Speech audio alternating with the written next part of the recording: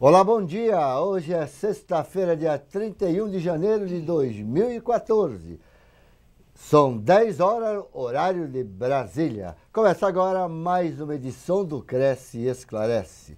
Lembrando aos colegas que o tema da sexta-feira que vem, dia 7 de fevereiro, será o tema que você escolheu, boas maneiras do corretor de imóveis. E não se esqueçam que a enquete já está no ar.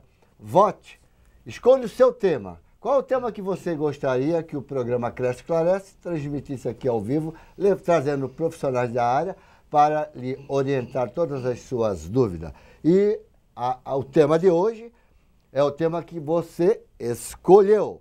Então, o tema é importantíssimo, o tema que você escolheu. A questão de ética. Dá para ganhar mais dinheiro se você cumpre a ética profissional? A ética, ela é só profissional, será?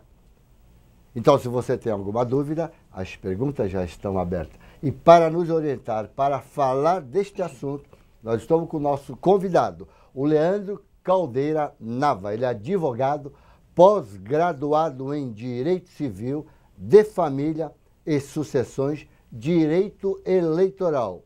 Atualmente é vice-presidente da Comissão de Jovem Advogado da OAB São Paulo, coordenador da Comissão Acadêmico de Direito da OAB e coordenador do Jovem Advogado da OAB Santo Amaro. E, obviamente, em nome do novo presidente do CRES São Paulo, José Augusto Viana Neto, sua diretoria, queria agradecer a disponibilidade do Dr. Leandro em estar participando do programa para nos ajudar nesta questão ética, tendo em vista que eles são especialistas nesta área. Dr. Leandro, muito obrigado por sua presença e bom dia.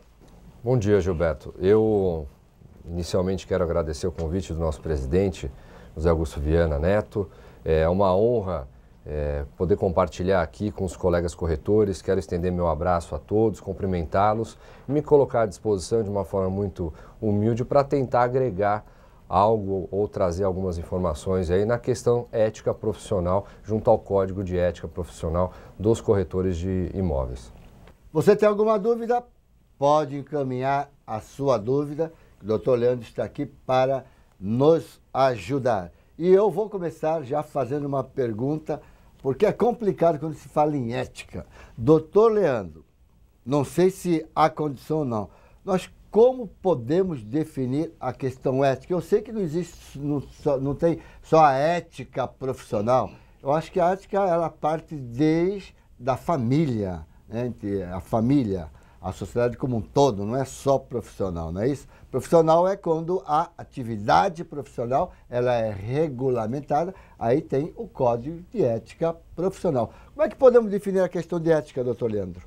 Gilberto, essa pergunta ela é uma pergunta realmente um tanto quanto complexa no seguinte sentido. Porque ética, quando você questiona para uma pessoa o que é ética, ou defina, me dê um conceito, as pessoas sabem exemplificar, mas elas não sabem conceituar. Um conceito muito simples, muito básico, porém e muito simplista para ser assimilado, é que a ética nada mais, ela é uma regra de conduta. Dentre os diversos princípios que nós buscamos na nossa vida, que é sempre o quero, devo e posso. Porém, essa regra de conduta que é a ética, do dever, querer e poder, nem sempre tudo que eu quero eu posso, nem tudo que eu posso eu devo, nem tudo que eu devo eu quero. Então, a partir desse momento, é que se nós conseguíssemos atingir aí esses três princípios, a nossa vida ética seria maravilhosa, essa nossa regra de conduta. Porém, nós esbarramos aí em alguma outra situação que é a questão da moral, que algumas pessoas confundem ética com moral, que na verdade a moral em si é a regra da própria sociedade na qual nós vivemos. Então, temos aí como macro a ética e a moral ela se diferencia dentro da regra daquele local onde você vive. Então, nem sempre uma moral de uma determinada localidade, ela é aplicada numa outra localidade. E só para finalizar, a questão da ética, todos nós temos ética. A pessoa fala, não, esse colega ele não tem ética, não é isso. É que o princípio moral dele é diferente do seu princípio moral. Porém, ele tem uma ética, mas a moral dele não é da mesma forma como você gostaria que fosse. Muito bem, então nós temos aqui uma pergunta do Felizardo de Ribeirão Preto. Ele faz a seguinte pergunta, doutor Leandro. O corretor consegue ter ética com o cliente que porventura não a tem? Então eu estou atendendo o cliente não tem ética. Mais ou menos eu acho que eu entendi o que o Felizardo quer dizer, né? No nosso linguajar, no vocabulário corretor, é que eles dão chapéu na gente, né, Felizardo? É isso? Então essa é a questão dele. Eu acho que o corretor tem que sempre manter dentro da ética por causa da atividade profissional, para ele não sofrer nenhuma penalidade do seu conselho, né? Exatamente, exatamente. O próprio Código de Ética Profissional do Cresce, ele traz lá nos seus artigos o que o corretor pode e o que ele não pode fazer.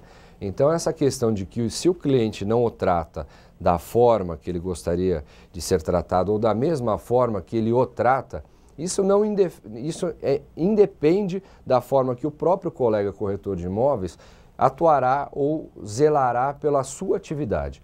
É importante destacar, Gilberto, nessa situação, e a pergunta do nosso colega Felizardo, que o Código de Ética do próprio corretor de imóvel, ele deixa muito claro uma seguinte situação. O profissional, ele lida com a sociedade. A imagem dele tem que ser sempre íntegra, correta e zelosa. A partir do momento que ele atua dessa forma, primeiro que ele não agride ou que ele não infringe nenhuma regra do seu código de ética profissional. E segundo, que ele cria, independentemente da visão, da postura negativa do seu cliente perante terceiros, ele cria a sua própria imagem ética, zelando pela qualidade da sua prestação de serviço. Então vem aqui a minha segunda colocação, tem um pouco a ver aí com você, Felizardo. Vou perguntar ao doutor Leandro. Na opinião do doutor Leandro, o corretor que aplica no seu dia a dia a ética, ele tem a chance de aumentar o seu faturamento, doutor Leandro? Gilberto, eu acho que não só se o colega corretor aplicar a ética no seu dia a dia profissional, mas se ele aplicar a sua ética no seu dia a dia familiar, pessoal, no seu grupo de trabalho, no seu grupo de convivência, final de semana, no clube, tudo isso potencializa de uma forma positiva. Trazendo agora para a questão dos negócios, eu acho de extrema importância ele informar isso, porque foi mais ou menos o que eu já fiz um comentário superficial. Ele passando para o cliente um zelo, uma qualidade de respeito, uma qualidade no seu trabalho, a sua prestação rápida, a sua prestação de contas ao final, tudo isso demonstra que ele é uma pessoa zelosa com o cliente e automaticamente o próximo imóvel que esse cliente for adquirir ou que ele conhecer alguém e ele precisar parar para pensar numa festa, alguma coisa e falar, poxa, eu preciso vender ou comprar um imóvel, você conhece um corretor? Eu falei, eu conheço um cara que é nota 10, porque este me tratou de uma forma ética profissional exemplar. Então eu acho que isso somente vem a agregar ao colega corretor de imóveis. Então vamos ver aqui. O corretor de imóveis, doutor Leandro, que se baseia no código de ética para nortear sua atividade, ele é visto pelos clientes com outros olhos em relação àquele que não está nem aí para a questão ética profissional? Gilberto, isso também eu acho que acaba sendo até mesmo uma regra de mercado, porque, e vou além, não só na área do próprio corretor de imóveis, mas em toda a área médica, a nossa área da advocacia, que nós temos também o nosso Código de Ética e Disciplina, enfim, todos, aquele profissional que se baseia aí no próprio Código de Ética e Disciplina, ele potencializa esse desenvolvimento. Então, já diferentemente daquele outro colega que não atua com zelo, como a própria norma o impõe. Se nós pegarmos o artigo 5º, o artigo 6º, o artigo 3º do próprio Código de Ética Profissional, ela já traz lá num rol bem complexo as posturas positivas e, inclusive, negativas do próprio corretor de imóveis. As perguntas estão abertas. Se você tem alguma dúvida, quer saber de algum, ou teve algum caso pontual, mande a sua pergunta aqui para o doutor Leandro. Vamos ver aqui. O corretor que desconhece na totalidade ou os serviços a serem prestados ou parcialmente, ele está infringindo o código de ética, estou olhando. Vamos ver não sei se deu para pegar bem essa minha pergunta. Por exemplo, eu sou um corretor de imóveis. Um cliente me procura para saber sobre financiamento, crédito imobiliário, e eu não domino essa questão do crédito imobiliário. Eu estou infringindo a ética? Gilberto, está sim, está sim. Nós lá no escritório já recebemos alguns questionamentos nesse sentido. Então, eu já tinha mais ou menos, eu já havia pensado que essa pergunta talvez chegaria até nós aqui. Tem um artigo, que é o artigo 3º, inciso 12, do próprio Código de Ética Profissional do corretor de imóvel, que eu vou tomar liberdade, ele fala o seguinte: colocar-se a par da legislação vigente e procurar difundi-la a fim de que seja prestigiado e definido o legítimo exercício da profissão. O que isso significa, né? O que traz lá no caput? Que é a obrigação do corretor de imóvel saber isso. Então, a partir do momento que ele não tem conhecimento de determinada situação, determinada operação, e mesmo assim ele fala, não, eu realizo, porém ele pratica um ato que porventura venha a causar prejuízo ao seu cliente ou até mesmo a terceiros, tem um artigo do Código Civil, que é o artigo 723, que trata exatamente sobre a corretagem e fala também sobre isso, de que é obrigação do colega corretor de imóveis zelar pela sua prestação de serviço com qualidade. Caso não o faça, ele responderá por perdas e danos. Então, eu acho que essa questão dele desconhecer a totalidade dos atos a serem praticados, o próprio Código de Ética do corretor fala que ele tem que ser zeloso e conhecer, sim, os atos a serem praticados, para evitando gerar qualquer tipo de lesão ou dano patrimonial junto ao seu cliente. Agora eu vou fazer uma pergunta ao doutor Leandro, que nós ainda nos deparamos com essa questão no mercado imobiliário. E você que nos acompanha sabe disso, né? Eu também, como sou corretor de imóveis, a gente sabe.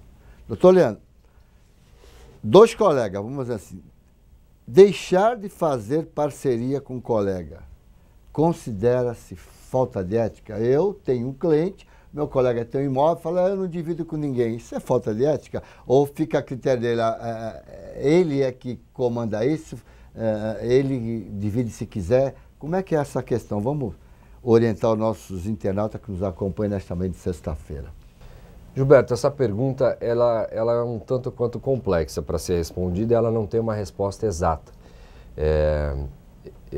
Se você pegar dois colegas, pegando esse exemplo, e ele não quer fazer uma parceria, e eu entendo que não. Mas também em determinadas situações isso pode acontecer. Então depende muito do que acontece, das condições, dos termos que foram abordados e das pessoas com as quais você está lidando. Por quê? O Código de Ética Profissional dos corretores de imóveis, ele deixa muito claro que o corretor tem que zelar pela perfeita prática do exercício da sua atividade profissional. A partir do momento que ele não tem esse zelo, e aí eu retorno ao meu comentário anteriormente feito, se ele não tem esse zelo, ele automaticamente gera um prejuízo. E como que você vai calcular esse prejuízo ou caracterizar a responsabilidade? Foi do colega A, foi do colega B? Foram dos dois colegas que praticaram ou deixaram de praticar uma atividade com zelo? Então, se isso for caracterizado, logicamente é passível sim de caracterização de infração ética disciplinar. Olha, eu vou completar esta pergunta pela minha prática de mercado imobiliário, nos meus 36 anos de mercado imobiliário, né? Tem um ditado popular que diz assim, quem tudo quer, nada tem. Então eu vou dizer para vocês, mais vale um pássaro na mão do que dois voando. Então se o colega tem, porque às vezes acontece, já aconteceu inclusive comigo, é fato real. O cliente me procurou porque ele me conhecia como corretor de imóveis, falou assim, olha, tem uma imobiliária anunciando imóvel que pode me interessar, só que eu não conheço o pessoal, como eu te conheço mais, você não quer ver com eles lá, para mim poder ver esse imóvel e aí você acerta com eles? Eu gostaria de visitar esse imóvel para ver se se eu posso comprar porque ele está me interessando. E o colega não quis fazer essa eu falei para o cliente que ele deveria se dirigir diretamente. Ele falou assim, mas aí você pode me ajudar? Aí são outros 500, então ele estaria me contratando para assessorar ele. Ele teria que me pagar um honorário pelo assessoramento. Mas não ficou legal, né? Não ficou assim bem, não ficou bem visto pelo meu amigo cliente, essa questão. Por que ele não quer fazer a parceria contigo? Vocês estão entendendo? Então, eu acho que nós do mercado imobiliário devemos sim fazer parceria com todos os colegas, porque é nessa troca de informação que surgem grandes negócios. Às vezes a gente... Não é verdade? Toda a razão. Só aproveitando esse gancho de 32 anos de experiência, Gilberto, que eu acho que esse comentário ele é importantíssimo. Existem parcerias em todas as áreas profissionais, na área da advocacia, na área médica, na área de construção e na área da corretagem também, por que não? Então, eu acho que uma mão sozinha é difícil. Às vezes você quer ter um projeto, ou tem um imóvel, tem alguns imóveis que você quer investir. Então, você trabalhando em parceria, você trabalhando com um colega, lógico, mantendo sempre aquela questão do zelo profissional, respeitando o código de ética profissional do corretor de imóvel, é maravilhoso. É o que nós fazemos também no escritório. Tem determinadas áreas que nós não atuamos. Porém, nós temos colegas de confiança que nós indicamos o trabalho e também mantemos ali uma constante vigilância para saber o que está acontecendo, o que não está acontecendo, se o cliente está sendo atendido de uma forma satisfatória, se por um acaso o nosso parceiro, ao indicar o trabalho ou a realizar o trabalho, ele ficou aquém das necessidades ou até mesmo das expectativas do nosso cliente. E isso é importante. As perguntas continuam abertas. Mande a sua dúvida aí. O Rui Ferreira de Bragança Paulista, ele pergunta aqui. Eu tenho enfrentado um problema com placa nos imóveis. As minhas placas têm desaparecido com frequência e alta. Tenho quase certeza que isso tem ocorrido por outra imobiliária. Isso é falta de ética? Como eu devo proceder nesse caso? No finalzinho eu vou te responder então, Rui. Se você souber quem é, você tem que fazer uma denúncia contra ele no CRES, aqui no seu conselho, ok? Então é aí que você vai resolver, mas tem que saber quem é que de fato está fazendo isso. Quanto mais prova você tiver, melhor para você. Então vamos à pergunta aqui do Rui Ferreira de Bragança Paulista, doutor Leandro. Ele tem enfrentado o problema que estão retirando as placas dele. Óbvio que tirar uma placa de um colega é falta de ética, né? Óbvio. Isso é claro. Além de até, dependendo da situação, pode até ser caracterizado furto, né? Subtração de coisa alheia móvel para si ou para outra. Então, artigo 155 do Código Penal. Isso é um grande problema. O nosso colega Rui Ferreira, de Bragança Paulista, Rui, muito obrigado pela sua pergunta, pelo seu questionamento. Eu sei que aqui na casa do CRES vocês têm uma diferença, vocês podem apresentar reclamações que, na verdade, levadas até o conselho, para serem verificadas aí pelo departamento responsável. Então, uma sugestão que eu lhe dou, denuncie. Denuncie porque a maioria dos colegas não levam, infelizmente, a sério as sanções que são feitas. Então, neste caso, você teve investimento de elaboração da placa, colocação e instalação da placa, gerou-se uma expectativa, você acordou algo com o seu cliente sobre aquele imóvel na qual você fixou a placa. Então, quer dizer, todo esse contrato e todo esse custo, esse investimento, na verdade, que você fez, você tá sendo prejudicado. Então, a pessoa, que o colega corretor ou até mesmo terceiros que praticam a retirada dessas placas, além do crime, eles também, como se for corretor, ele também comete penalidade ética profissional. Bela dica, hein, Rui?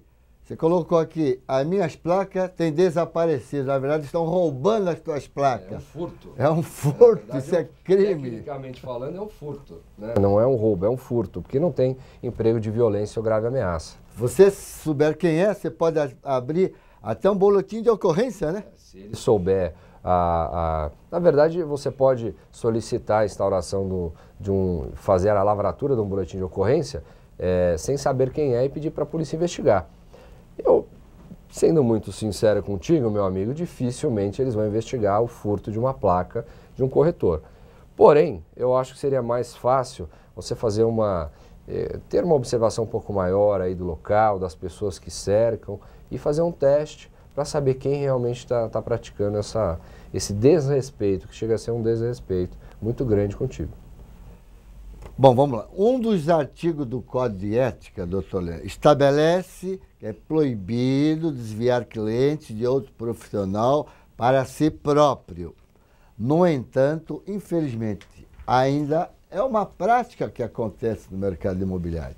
O que podemos desenvolver para melhorar essa situação? Gilberto, partindo do pressuposto que isso é sim uma falta ética disciplinar, ela pode e deve ser levada até o conselho para ser analisado e julgado, e o colega que a praticou deve sim receber penalidade. E eu já vou até adiantar aqui para o nosso amigo que fez a pergunta.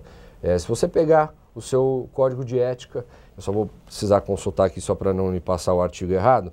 Artigo 6º, ele fala o seguinte: é vedado ao corretor de imóveis, inciso 7º, desviar por qualquer modo cliente de outro corretor de imóveis. Então está claro aí a infração ética disciplinar. Por que eu bato muito na tecla? Por que nós conversamos muito e informamos? Faça, denuncie, faça o seu conselho trabalhar. Por que nós comentamos isso? Porque o conselho, o Cresce, pelo menos daqui de São Paulo, ele é extremamente atuante e muito célere nas verificações que eles fazem. Porém, todavia, entretanto, se não chegar a trabalho, eles não vão conseguir resolver. E vocês têm ainda uma diferença que no nosso caso, no Estatuto de Ética e Disciplina da OAB, nós não temos. Você pode fazer uma denúncia anônima. Você pode fazer uma denúncia via site. Então, tudo favorece ao desenvolvimento e, principalmente, a aplicabilidade do Código de Ética e Disciplina Profissional da classe e, principalmente, a exclusão dos quadros daqueles maus profissionais que denigrem a imagem. Então, o colega que faz isso, ele simplesmente é a lei de Gerson, né? Infelizmente, é a lei de Gerson. Eu ganho, tu não ganhas, nós não ganhamos. Quem ganha somente sou eu.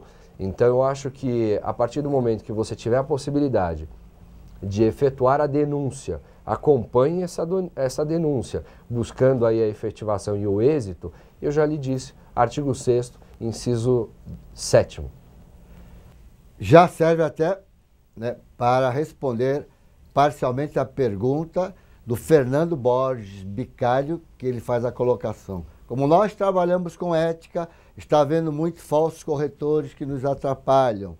O CRES poderia trabalhar em cima deste fato, tem que denunciar. O CRES trabalha assim, o CRES trabalha assim em cima daqueles pseudos corretores, aquelas pessoas que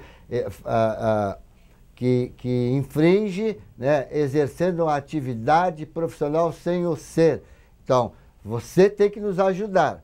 Encaminhe a denúncia para o CRES que nós vamos dar uma olhada nessa questão, ok? Quanto mais colega nos ajudar, os falsos corretores, os pseudos corretores, mais fácil vamos tirando eles fora de mercado. Ou se regulariza ou sai fora do mercado, ok? E o Felizardo Ribeirão Preto, ele volta com mais uma pergunta. Quando um cliente indica um outro e esse imóvel deste indicado esteja fora do raio de ação dos meus trabalhos, é ético eu recusar?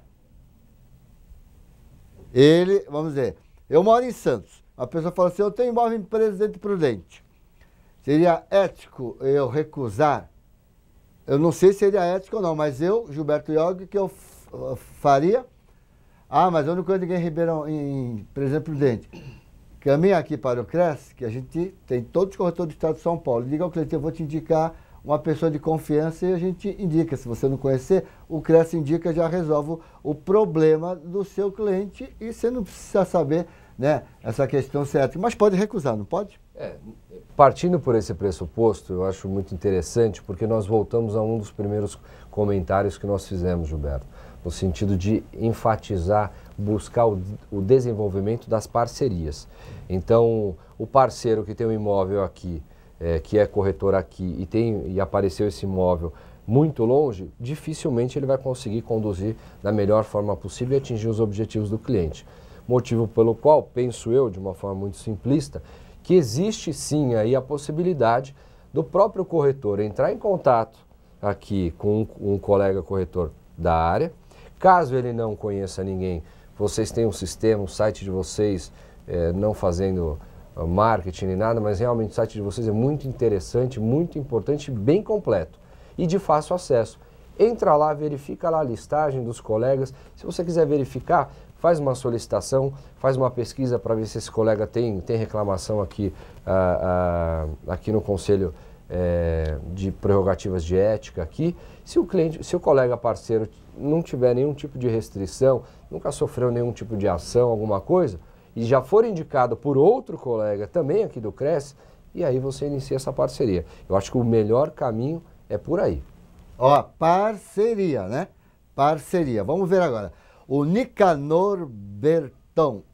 Como fica a ética quando um corretor A tem um comprador para um determinado imóvel, procura o corretor B, que conhece o proprietário, mas não tem exclusividade. Porém, fica conhecendo de quem é o imóvel e o corretor A.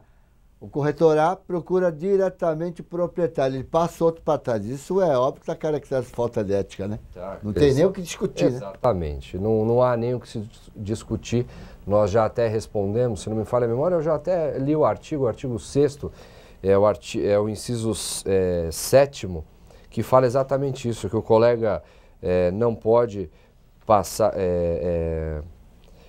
ele não deve excluir o outro colega da negociação e caso faça ou desvie determinada quantia, ele pratica de uma forma direta uma infração ética disciplinar profissional.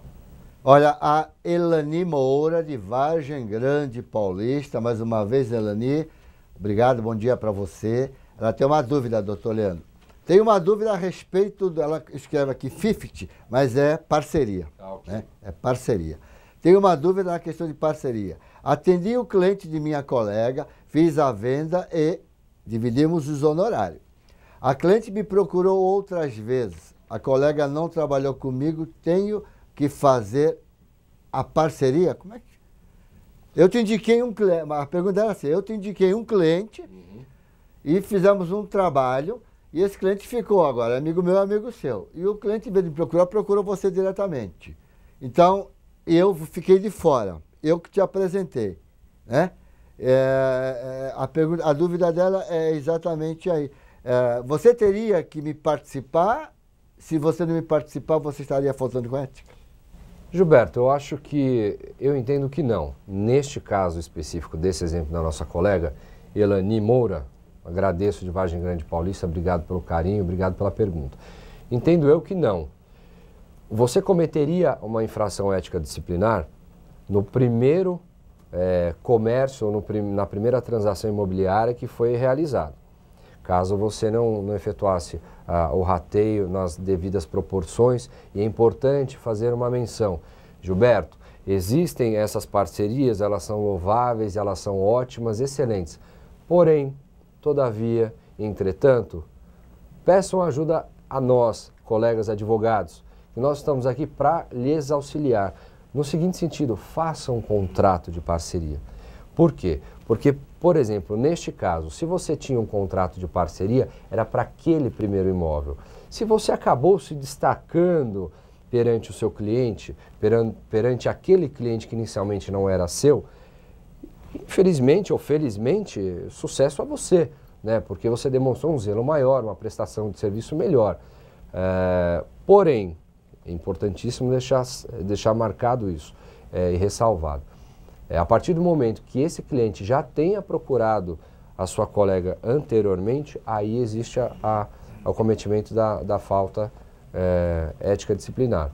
Caso ele lhe procure direto, é um outro imóvel, é uma outra negociação, é um novo contrato.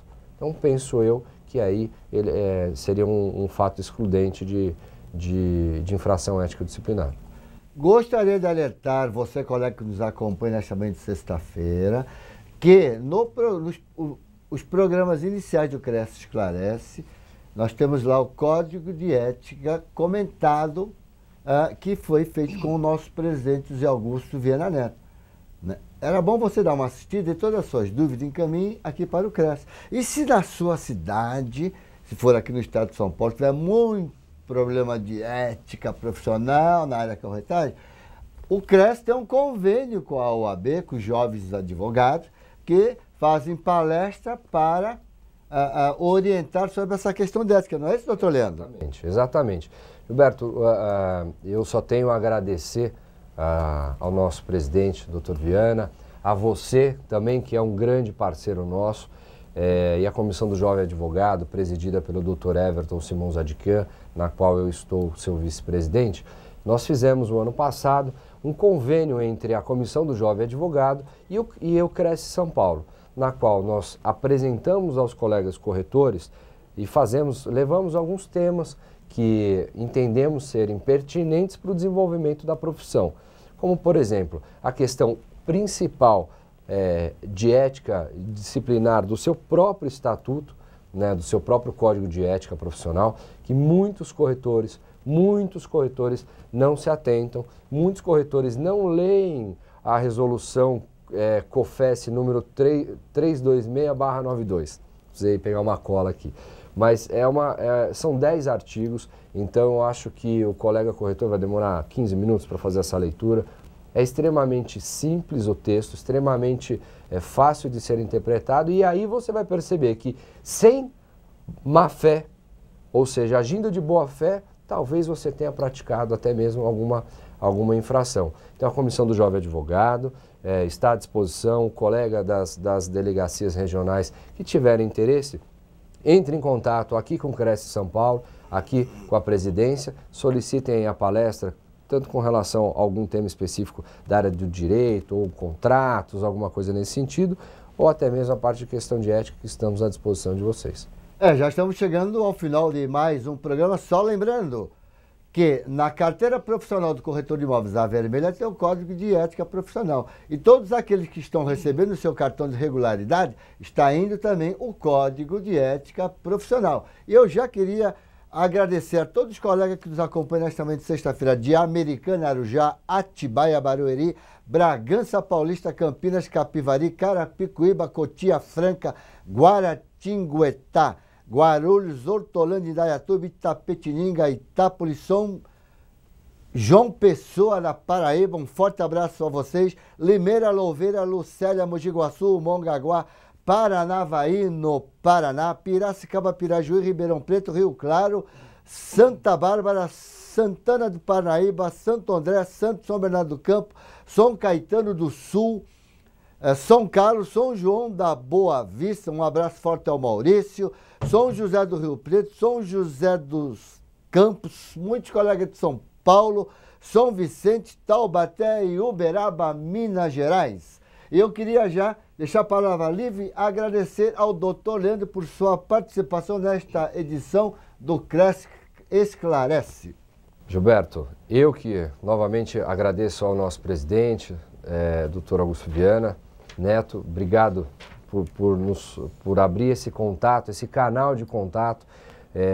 Desde 2011 que vocês têm esse programa, nós acompanhamos já há algum tempo o desenvolvimento, achamos espetacular, não só por ser ao vivo, né? Os colegas têm dúvidas, eles mandam direto para cá, então essa situação ela é maravilhosa. Então eu só tenho a agradecer a você, ao nosso presidente, doutor Viana, pela possibilidade. E a Comissão do Jovem Advogado, nós da Comissão do Jovem Advogado estamos à disposição de vocês. Fiquei muito feliz aí que eu ouvi uma cidade chamada Lucélia, próxima a Adamantina. Um abraço a todos aí da região, que eu nasci em Marília, mas meus avós moram aí, então, e percebe-se a importância desse programa e a abrangência, né? Temos público aí de outros estados, interior de São Paulo, cidades a mais de 600 quilômetros. Então, meu forte abraço, agradeço o carinho de todos e nos colocamos à disposição. Doutor Leandro, uma boa nova, você Você tem família em Lucélia. A esposa do Viana, Angelita, ela nasceu em Lucélia. Eu tenho família em Adamantina. Adamantina. São, acho que 16 quilômetros, mais ou menos, de Lucélia. Então, mas está tudo ali, está tudo do lado. Bom, já estamos encerrando nossa edição do Cresce Classe dessa sexta-feira. E se você tiver dúvida, pode mandar as suas perguntas que nós vamos encaminhar ao Dr. Leandro, ao Jobs Advogado, que ele é o coordenador. Então, continue mandando. E na semana que vem, dia 7, boas maneiras de corretor de imóvel. Será que tem alguma coisa a ver com ética? Será que vai surgir dúvida nessa questão de boas maneiras na questão ética? Mesmo se tiver, nos acompanhe. Mande na semana que vem também pergunta que a gente encaminha para o pessoal da OAB, mas diretamente aqui para o Dr. Leandro. Então eu queria agradecer a carona que vocês nos deram nesta manhã de sexta-feira, né? E uma boa sexta-feira. Quem for trabalhar, bons negócios no final de semana. Para quem não for, bom lazer. E aguardo você na próxima sexta. Tchau.